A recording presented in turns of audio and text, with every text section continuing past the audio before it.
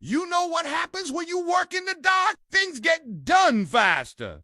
People think I'm joking, but it's true. Research shows that working in the dark can help you focus more, work faster, and even be better for your health. And with all the benefits of working in the dark, why don't we just work in the dark all the time? Here are some interesting insights from an article by UX designer Richard Banham on his experience working at Google and how he discovered the unexpected benefits of working in the dark. First, the obvious benefit is that working in a dark environment can help you focus more and work faster because you have fewer distractions. Working in a dimly lit environment can also be better for your health. For example, researchers pegged this to our ancestors, who used to live in caves or other dark places, and their bodies adapted to living in low-light conditions. This means that our eyes, ears, and other senses evolved to be more attuned to small changes in our. When you remove those distractions caused by bright lights, your other senses will be able to pick up on small changes in the room. So,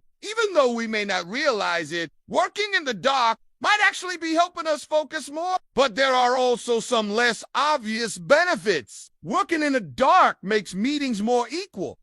Now, what do I mean by this? Well, when you're in a well-lit room, it can be hard to look at people as faces and determine whether they're repaying attention or not. But when you turn off the overhead lights and rely on natural light or a dim lamp, it becomes harder to tell who's engaged or not. Without being able to gauge everyone's reactions, it's more likely that people will speak up and share their opinions. Banham explains that in the dark, differences in status become less apparent and hierarchy goes out the window. That's one of the reasons why he prefers to have one-on-one meetings with his manager in a cafe or other public space where the lighting is dimmer than in their office. Working in the dark also helps you build trust with others. We often think of trust as something that needs to be earned, but we also forget that it can be destroyed in an instant. One way to break someone's trust is to stare at them intensely while they're talking. But if you're in a dark room and you're struggling to see who's talking,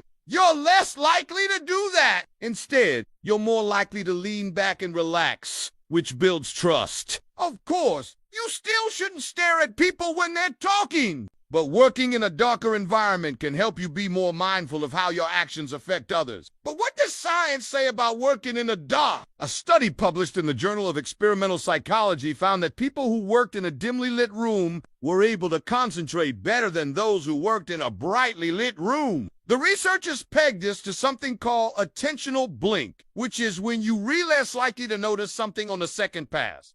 If it is similar to something you saw on the first pass, in other words, your brain is more likely to miss something if it's similar to something you just saw. The researchers had participants complete two tasks, one that required them to identify human faces and another that required them to identify human bodies. Before starting each task, the participants were shown a series of stimuli, some of which were targets and others which were The researchers found that participants were more likely to miss targets if they appeared too close to the distractors, both in terms of time and location. In other words, the more similar the target was to the distractor, the less likely participants were to notice it. The researchers then repeated the experiment with different lighting conditions. They found that participants were better able to concentrate when the lighting was dimmer. Another study published in the Journal of Environmental Psychology found that people who worked in a dark room were more likely to report positive moods and feelings of well-being. The researchers pegged this to something called the attention hypothesis of mood, which states that positive emotions are more likely to occur when you're focused on the present moment. When you're working in a dark room,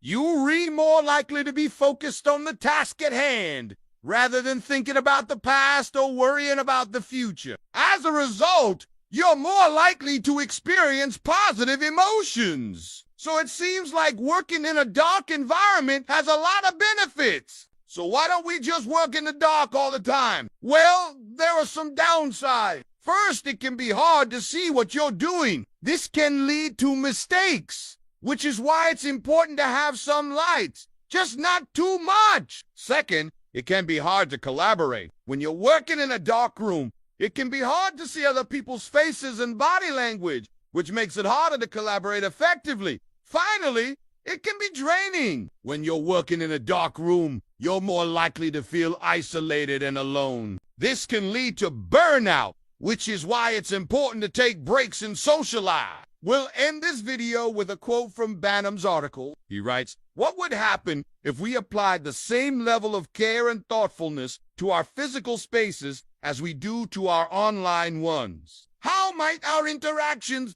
behaviors, and ultimately our business outcomes change? Maybe we should all try working in the dark for a few days and see how we feel. It could be a great way to improve our focus, trust, and overall well-being." So what are your thoughts? Have you ever tried working in the dark? How do you think it went? Let me know in the comments below. I also want to thank our sponsor, Audible, for supporting this video. And now let's get into the benefits of working in the dark. I know what you're thinking. What does Audible have to do with working in the dark? Nothing really. But today I want to talk about a book I've been listening to lately called Quiet: The Power of Introverts in a World That Can't Stop Talking. And it got me thinking about how many misconceptions there are about introverts. Most people think that introverts are shy or socially awkward, but that's not really true. Introverts are just more comfortable with being alone than with other people. And there's nothing wrong with that. The problem is that our society is built for extroverts. We live in a world that values loud, outgoing, and this can make it hard for introverts to succeed. But according to Susan Cain, author of Quiet Introverts, have a lot to offer the world. They're often deep thinkers who are able to come up with innovative ideas. The problem is that they don't always know how to share those ideas with the world. If you're an introvert, I encourage you to read Quiet. It's a great book that can help you understand yourself better and how to succeed in an extroverted world.